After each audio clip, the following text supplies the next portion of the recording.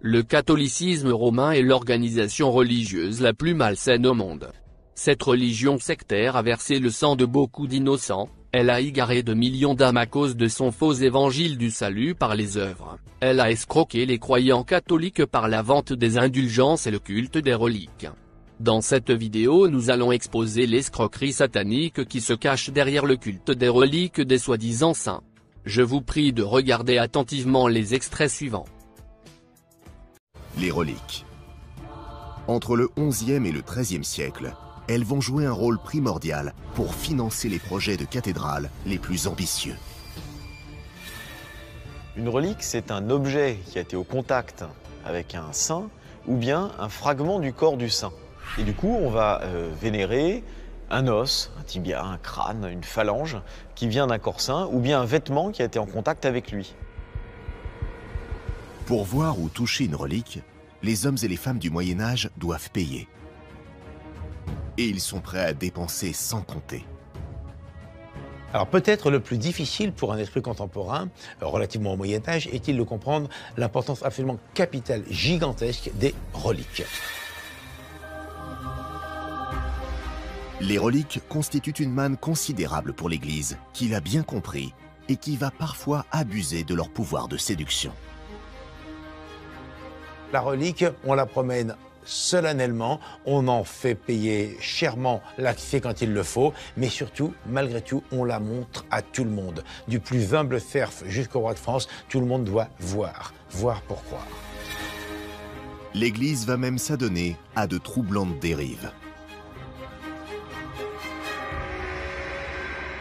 L'Église a parfaitement compris le pouvoir des reliques, et il n'est pas interdit de penser qu'elle s'est laissée parfois aller à des pratiques dangereuses, voire interdites. Quelles pratiques et pour quelles raisons? Pour le comprendre, il faut déjà saisir l'aura des reliques auprès des fidèles. Tout commence par le pouvoir qu'ils leur prêtent.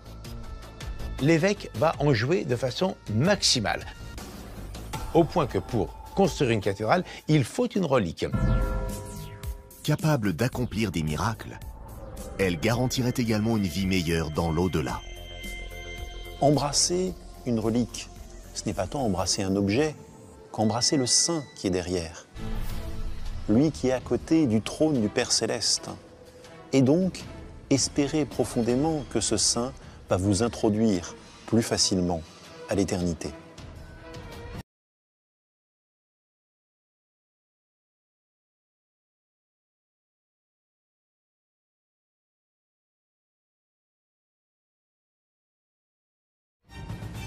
Le raisonnement des fidèles est simple. Si un saint peut faire des miracles, un fragment de son corps, de sa tunique, ou même un simple objet qu'il utilisait peut le faire aussi. Alors, pour espérer en bénéficier, ils sont prêts à parcourir des centaines de kilomètres et à payer le prix fort. Et de son côté, l'Église fait tout pour satisfaire les pèlerins. On va organiser des cérémonies autour des reliques pour susciter les dons. Dans toutes les églises, on va voir apparaître des reliques qui seront savamment mises en scène. Ça va attirer les pèlerins, ça va permettre de pouvoir récolter des dons et de remplir les caisses de l'église. Ce pouvoir d'attraction est une véritable bénédiction. Et les évêques, quand ils projettent de construire une cathédrale, savent qu'ils ont la solution pour financer les chantiers. Pour les évêques bâtisseurs de cathédrales, ces reliques sont une aubaine. Elles permettent de récolter un maximum d'argent pour la construction de l'édifice. Encore faut-il avoir la bonne relique. La bonne, ou plus exactement, celle qui fera venir le plus de monde. Car les reliques feraient l'objet d'une cotation officieuse selon la renommée du saint dont elles proviennent. Plus on approche du Christ, plus elles ont de valeur.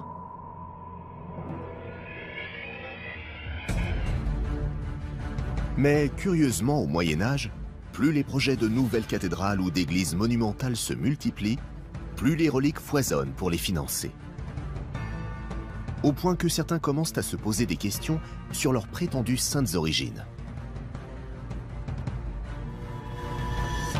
On n'a en fait aucune preuve de l'authenticité de ces reliques. Les reliques ont évidemment suscité beaucoup d'adulation au Moyen-Âge, mais aussi pas mal de questions. Les reliques affluent de partout, on ne sait souvent pas d'où elles viennent. Théoriquement, il est strictement interdit de déterrer le corps d'une personne canonisée pour se servir sur sa dépouille. Mais à Rome, les papes sont les premiers à enfreindre la règle pour alimenter le marché selon les besoins. Chaque église à l'époque veut sa relique. Du coup, on va démembrer le corps des saints. C'est à qui il y aura le tibia, la tête, le cœur, un morceau de vêtement. Et on va mettre en pièces le corps des saints ou prétendus saints.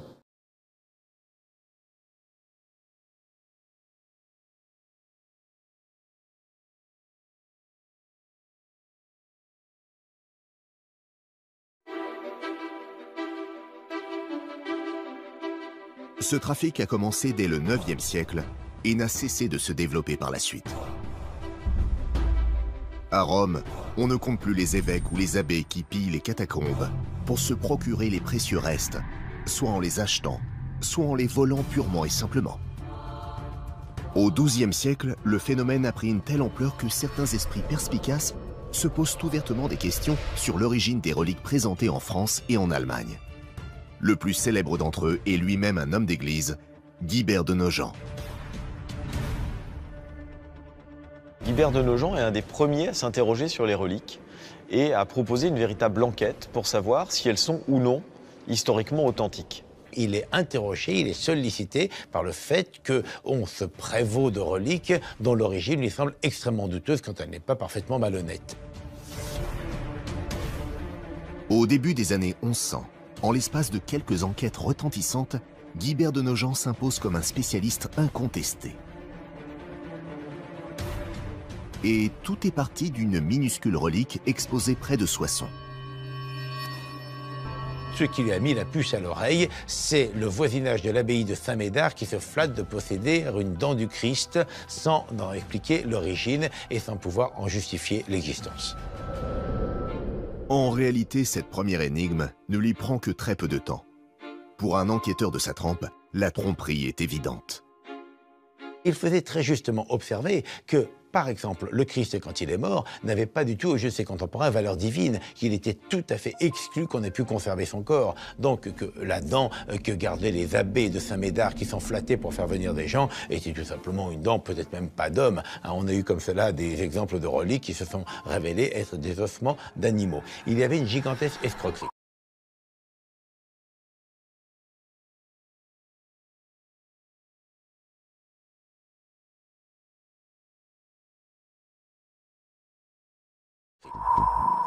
Le scandale est énorme, et il est bientôt suivi d'une autre affaire encore plus embarrassante pour l'Église. Guibert de Nogent découvre également que certains saints sont suspects. Il s'agit en l'occurrence d'un prêtre breton, l'abbé Piron. Le saint homme serait soi-disant mort en martyr, mais personne ne se rappelle comment précisément. Et pour cause. Guibert de Nogent va découvrir que l'abbé Piron est en fait mort en tombant dans un puits et qui plus est, ivre. Il va alors s'exclamer, mais quel est ce saint que vous croyez vertueux et qui en fait est un ivrogne? Et là, il va dire, mais ces gens que vous croyez saints ne le sont pas. C'est vrai que c'est assez amusant d'imaginer que des milliers de fidèles viennent se recueillir sur sa tombe en imaginant que c'est un saint martyr.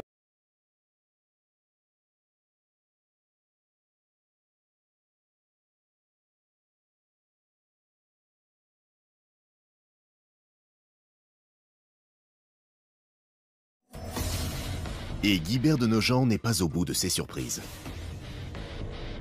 Quelque temps plus tard, il réalise qu'une même relique est présentée simultanément à plusieurs endroits. Guibert de Nogent, dans son enquête, conclut qu'au Moyen-Âge, ce ne sont pas moins de 3 chefs de Saint Jean-Baptiste qui sont vénérés. Amiens dispose d'une de ces reliques. Alors on nous pose souvent la question qui est-elle authentique ? Il faut savoir qu'aujourd'hui, dans le monde, 3 reliques du chef de Saint Jean-Baptiste existent encore, l'une se trouvant à la grande mosquée des Omeyyades à Damas et une autre à l'île de Saint-Ivan en Bulgarie, découverte en 2010 suite à des fouilles archéologiques. La question reste donc entière quant à l'authenticité de cette relique-ci. La découverte de Guibert de Nogent laisse entendre finalement que toutes ces affaires de vénération de reliques sont une véritable escroquerie. Des accusations évidemment très graves pour l'Église. Mais Guibert de Nogent est si réputé qu'il est intouchable, impossible de le faire taire. Ces découvertes représentent pourtant une menace directe pour les cathédrales en chantier. Si les fidèles perdaient la foi, les pèlerinages cesseraient et les caisses se videraient. Heureusement pour les évêques, cette accumulation de scandales autour des reliques n'aura paradoxalement aucun effet sur les processions.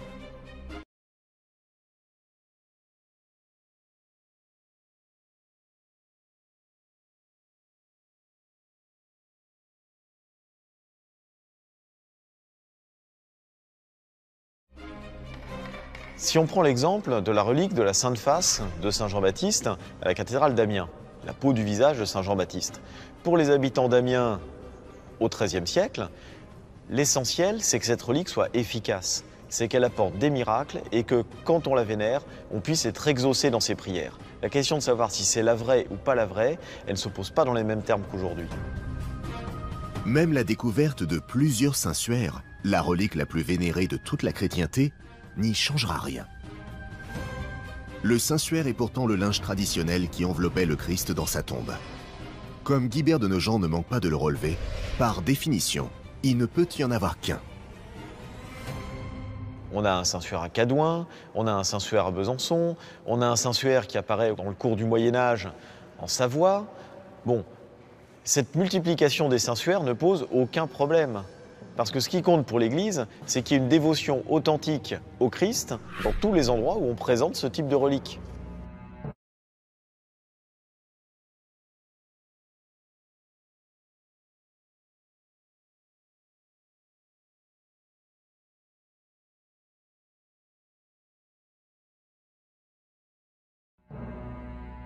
La foi est aveugle, la foi a besoin d'un signe. Même si ce cheveu n'est pas de la Vierge, il suffit que je pense qu'il est de la Vierge et je crois. La foi ne s'embarrasse pas de la contingente.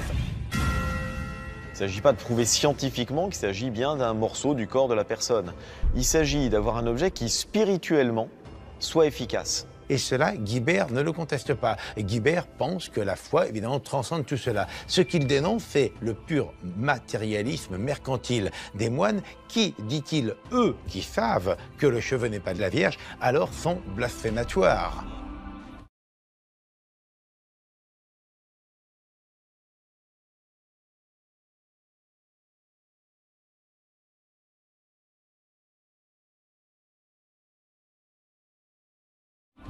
Un temps déstabilisé par les enquêtes de Guibert de Nogent, les évêques bâtisseurs sont vite rassurés par cette crédulité généralisée. Certains hommes d'église commettent même les pires forfaits, encouragés par l'approbation silencieuse des pèlerins. Un très bon exemple est donné par Sainte-Foy de Conques, une petite fille de 13 à 15 ans qui a été martyrisée. Son crâne a été récupéré par l'église Sainte-Foy d'Agen et un abbé de Conques se flatte, se vante d'être allé la voler et de l'avoir rapportée à l'abbaye de Conques, qui devient un important centre de pèlerinage. La relique reste investie d'un pouvoir très fort, d'un pouvoir magique. Et quels que soient les avertissements de Guibert de Nogent, le fidèle va continuer à attribuer à la relique un pouvoir surnaturel.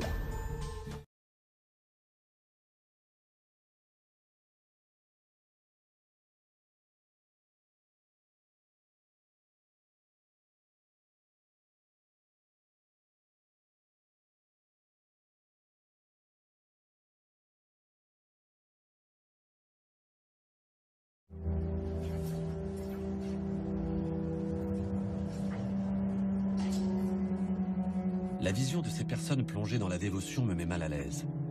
Tant Hedwig aurait pu me prévenir qu'il ne s'agissait pas d'une messe normale. Ce genre de rituel, je préfère ne pas y assister.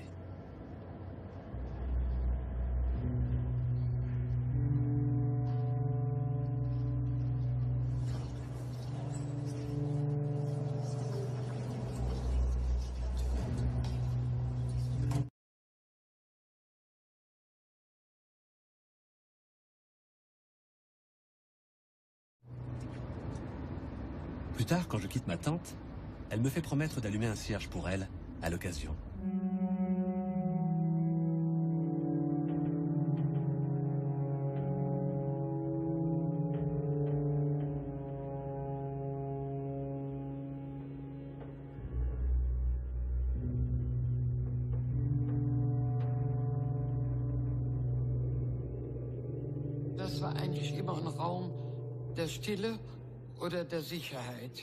Ça a toujours été un lieu de paix et de sécurité. On a le sentiment qu'il veille sur nous. Quand on songe que c'est ici, face à l'épouvante de la guerre, qu'on venait chercher un peu de réconfort, on se sent lié à tout ce que ça représente. Je n'en crois pas mes yeux. Des milliers d'ossements humains. Étranges ornements. Du papier peint fait d'os. Ces tapisseries me font froid dans le dos. D'un autre côté, je suis fasciné par la naïveté avec laquelle on a mis en scène ces restes humains. Ils veillent sur nous, a dit la femme âgée. Quelle pensée absurde. J'ai rendez-vous avec un certain Reinhard Zehetner. Il pratique depuis quelques années un passe-temps des plus pieux, avec la bénédiction de l'Église.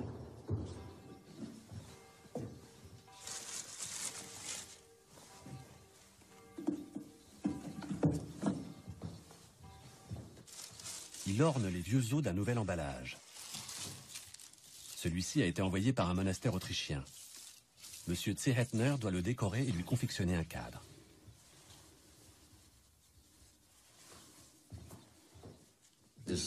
C'est un être qui a marqué son temps. Et selon la tradition religieuse, cette relique doit être accessible aux fidèles. Mais pour ça, il faut décorer cet os avec des objets de valeur. On va le coudre dans de la soie et l'orner d'une bordure dorée avec des perles, des pierres précieuses, des joyaux. À l'époque baroque, des personnes offraient des joyaux, des broches, des anneaux. Et ces objets étaient utilisés pour décorer les reliques. Ils étaient offerts pour l'ornementation et la vénération des saints.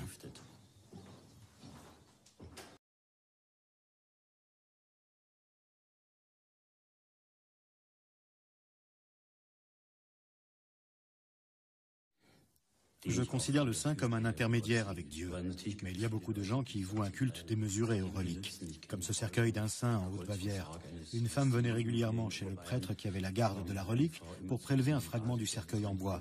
Un jour, le prêtre lui demande « Que faites-vous donc avec ça? Vous venez pratiquement tous les mois prélever un fragment du cercueil. » Il lui répond « Je le fais dissoudre dans de l'eau pour le boire. » Ce n'est pas du tout la vocation des reliques, bien sûr.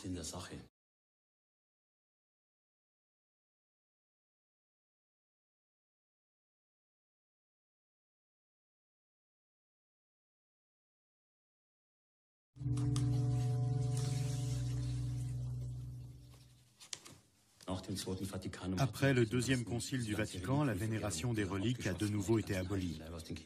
On a sorti tous les ossements des saints des églises pour les enterrer ou pour les vendre. Des reliques ont été vendues aux marchands d'art. Aujourd'hui, les fidèles souhaitent de plus en plus disposer de reliques. On se souvient de cette tradition et on recommence à les encadrer.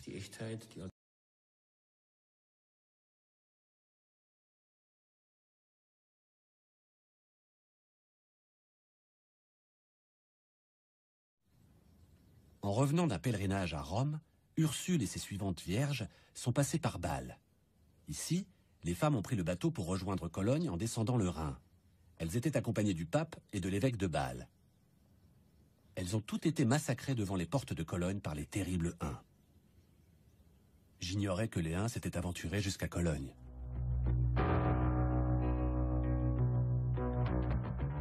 Le musée expose le précieux buste en or d'Ursule confectionné au Moyen-Âge.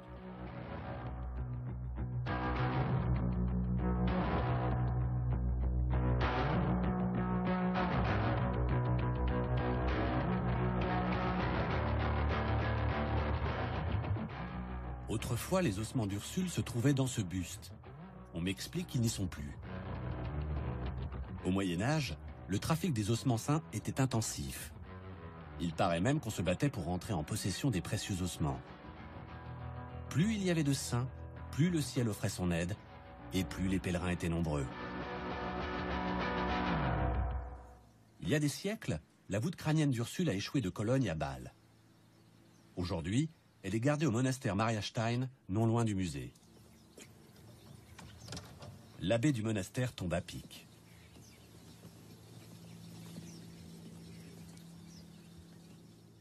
Le culte des reliques n'a jamais totalement disparu, même après la Réforme.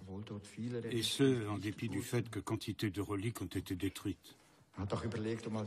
Il était question à une époque d'abolir le culte des reliques.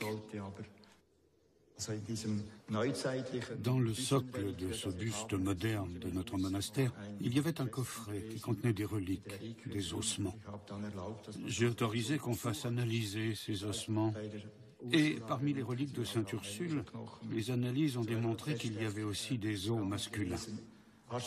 Il est probable qu'à l'époque, ils soient tombés sur des os non identifiés et qu'ils aient décidé de les ajouter dans le coffret en disant « on va les disposer comme ceci ». C'est très curieux, bien évidemment, mais j'ai trouvé ça intéressant. Des corps de vierges faits avec des os masculins. Pourquoi pas des os de bouc? J'ai l'impression d'être tombé sur une sacrée histoire. Le jour où ces centaines d'ossements ont été découverts lors de fouilles à Cologne, personne ne les a analysés pour savoir si c'était des os de femmes ou d'hommes. Ces os sont là, un point c'est tout. Ça ne me trouble pas du tout. C'est intéressant.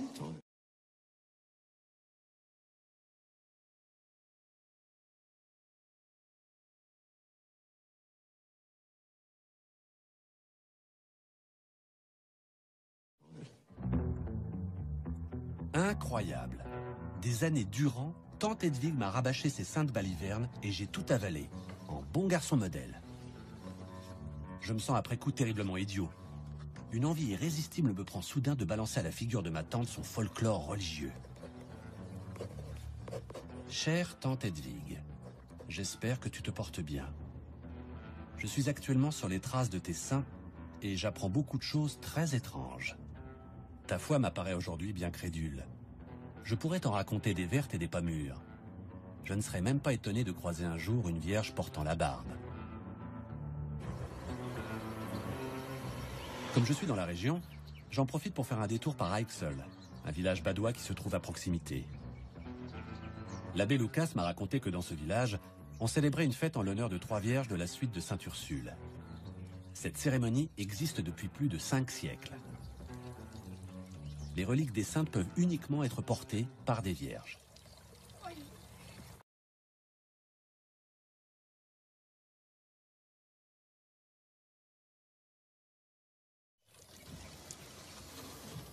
Dans la petite église du village, des femmes astiquent les objets de la procession. C'est ici que je rencontre M. Kenny, mémoire vivante de la région.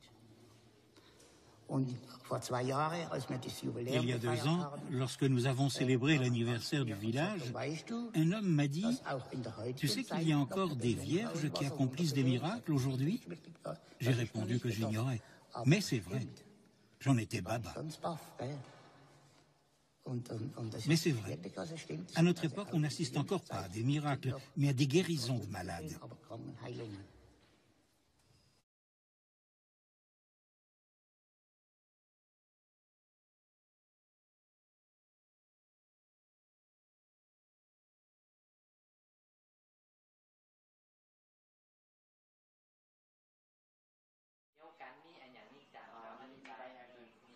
Avant, j'étais toujours malade.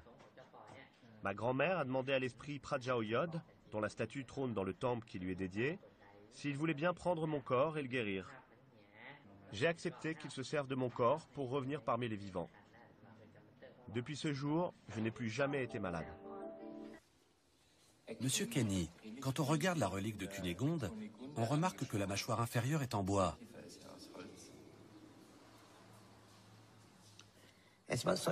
Vous voulez que je vous dise? Eh bien, je ne sais pas. Je suis convaincu qu'elle est en bois. Je dois honnêtement vous dire que dans ce domaine, je ne peux rien dire. Je n'y connais rien. Mais en regardant de plus près, je dois vous donner raison. Ce n'est pas une mâchoire naturelle.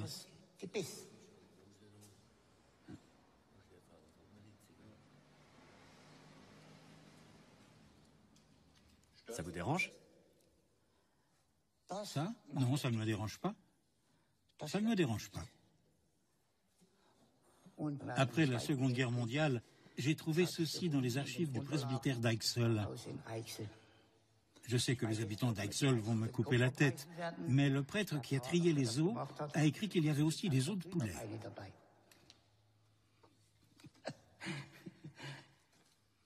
Toujours est-il que nous avons nos 3 saintes et notre jour de fête. C'est ça le plus important.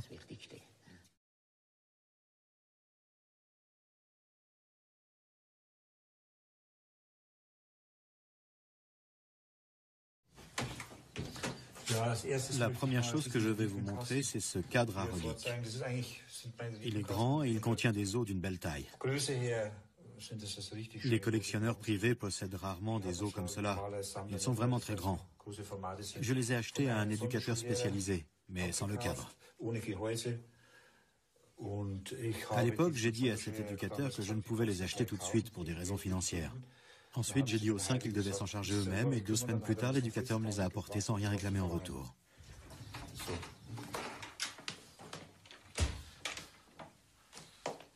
Cette pyramide a une longue histoire. Elle a pratiquement été détruite. Je suis content d'avoir pu la récupérer. Seule l'armature de cette relique était en bon état. Tous les éléments en fer à l'intérieur étaient oxydés. Et les reliques, c'est-à-dire les objets les plus importants, étaient pratiquement réduits à l'état de poussière. Le socle est d'origine, je veux dire les objets qui le composent. Je les ai juste remis en place et dépoussiérés. Les reliefs, les décorations du socle sont en argent. Là, c'est ce qu'on appelle un reliquaire monstrance. Les reliques se trouvent dans le réceptacle vitré. C'est du bois sculpté. Je l'ai acheté à un musulman dans la Hesse.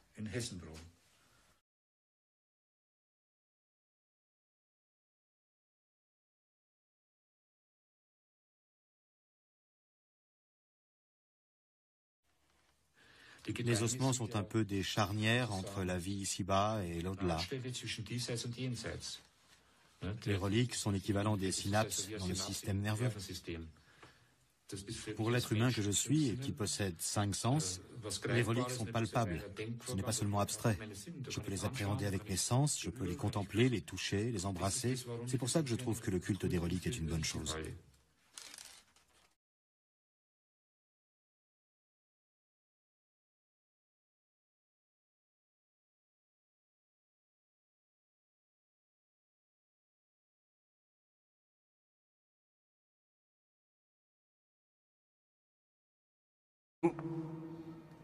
Nous sommes obsédés par les reliques, les indulgences, les pèlerinages ou les lieux saints. Pourtant, tout ce temps, tout le temps, il y a le Christ. Le Christ, ici, dans chaque recoin, à chaque heure du jour. Il ne se trouve pas dans les os des saints. Toute la structure du catholicisme romain est enracinée dans des imaginations. Juste des imaginations, des pensées folles, insensées, des pensées déréglées, dissolues complètement, égarées dans leurs pensées, leur cœur sans intelligence. Car il viendra un temps où les hommes ne supporteront pas la saine doctrine, mais ayant la démangeaison d'entendre des choses agréables, ils se donneront une foule de docteurs, selon leurs propres désirs, détourneront l'oreille de la vérité et se tourneront vers les femmes.